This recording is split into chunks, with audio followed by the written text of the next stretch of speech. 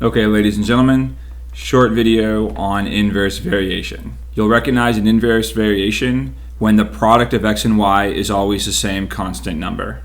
This table is an example. 1 times 20 is 20, 2 times 10 is also 20, 4 times 5 is 20, and 10 times 2 is 20.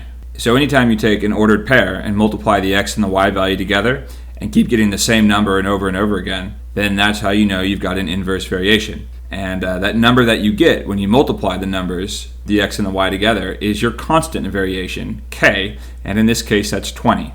So x times y equals 20, and we want to put that in y equals form, so divide both sides by x. So y equals 20 over x, and the product of x and y remaining constant implies that y equals k divided by x generally, where k is the product of x and y. So number 10 on the test review, the one you couldn't get done in class today because you hadn't seen it yet, is about the vibrations of a guitar string. And the first step is to determine k, the constant of variation. We're being told that the vibrations and the length of the string vary inversely. So that means all we have to do is check the product of the input and the output, or the dependent and independent variable. And whatever that product is, that's our constant of variation. String length of 0.65 is the independent variable because it determines how many vibrations there will be per second. And the vibrations, y, are 4.3 times per second. So the product of those two numbers will give us the constant of variation, k. And now knowing that constant of variation, we can write a formula that'll work for any string length. Y equals k, the constant of variation, which is 2.795,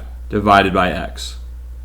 And here are the practice problems. They are on page 855, numbers 12 through 15, and on 856, do number 21, as well as numbers 32 through 35.